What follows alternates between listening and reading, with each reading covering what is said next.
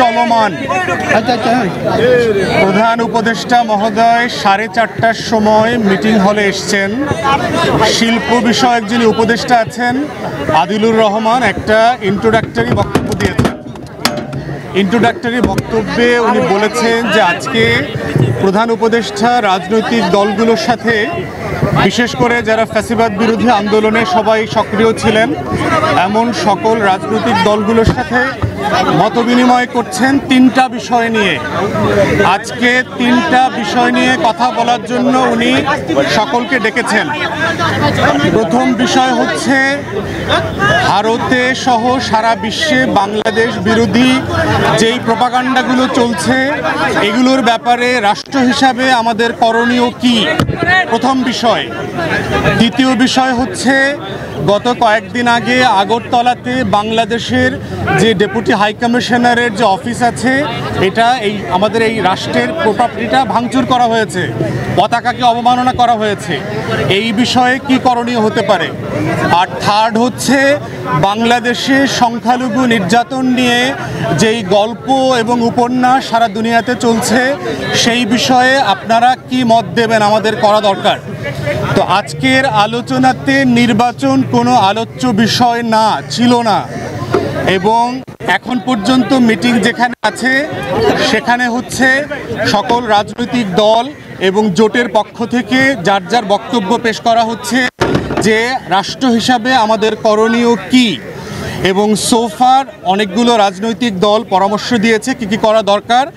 আমাদের বক্তব্য হচ্ছে এই রাজনৈতিক দলগুলো যেগুলো মতামত দিয়েছে এখন পর্যন্ত এটার একটা সামারি আমি আপনাদের সাথে শেয়ার করছি। প্রথম কথা হচ্ছে যে বেশ কয়েকটা রাজনৈতিক দল আজকের আলোচ্য বিষয় না থাকার পরেও প্রয়োজনীয় সংস্কার সাপেক্ষে তাড়াতাড়ি নির্বাচন দেওয়ার জন্য ওনারা তাগাদা দিয়েছেন। দ্বিতীয় একটা বক্তব্য এসছে স্বরাষ্ট্র মন্ত্রণালয় এবং অন্যান্য বিষয় নিয়ে তারা বোধ করছেন যে সেবার একটা ঘাটতি সারা দেশে পরিলক্ষিত হচ্ছে, সেক্ষেত্রে সরকার কি ব্যবস্থা নেবে, কিভাবে কাজ করবে। তৃতীয়ত একটা বক্তব্য এসছে, পরামর্শ এসছে যে সকল রাজনৈতিক দল যারা কথা বলেছেন ফ্যাসিবাদ বিরোধী আন্দোলন সবাইকে, রাষ্ট্রকে এবং সরকারকে আশ্বস্ত করেছেন যে বাংলাদেশের স্বাধীনতার প্রশ্নে, সার্বভৌমত্বের প্রশ্নে এবং জাতীয় স্বার্থের প্রশ্নে আমরা সবাই আপনাদের পিছনে আছি, আপনাদের সিদ্ধান্ত এবং এই লড়াইয়ের সাথে আমরা অংশীদার। এইটা হচ্ছে সোফার যে আলোচনাটা হয়েছে, যে কয়টা রাজনৈতিক দল কথা বলেছেন সেটার একটা জিস্ট।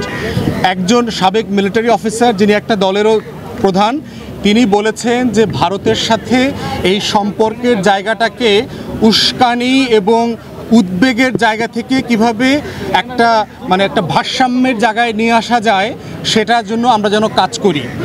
দু একজন পরামর্শ দিয়েছেন যে সংখ্যালঘুদের ব্যাপারে আমরা একটা জাতীয় কমিশন করতে পারি কিনা।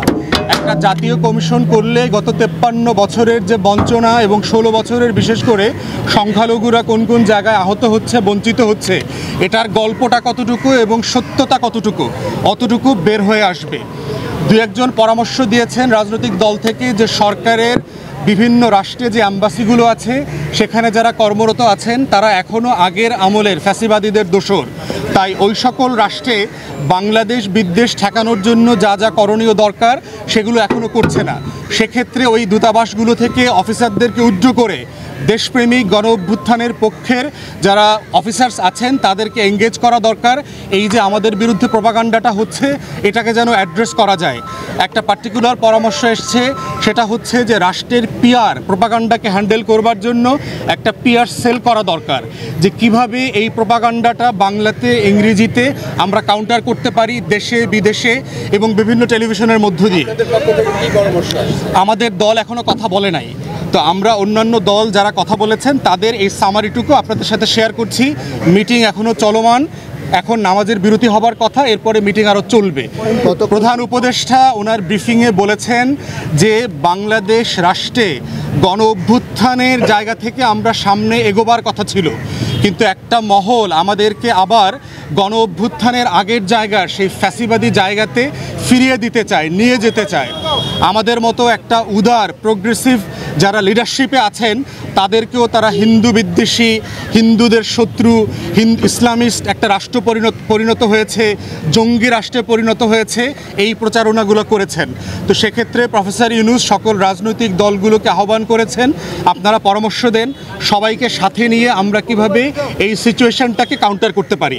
এই হচ্ছে আলোচনার জিস্ট। সবাইকে ধন্যবাদ।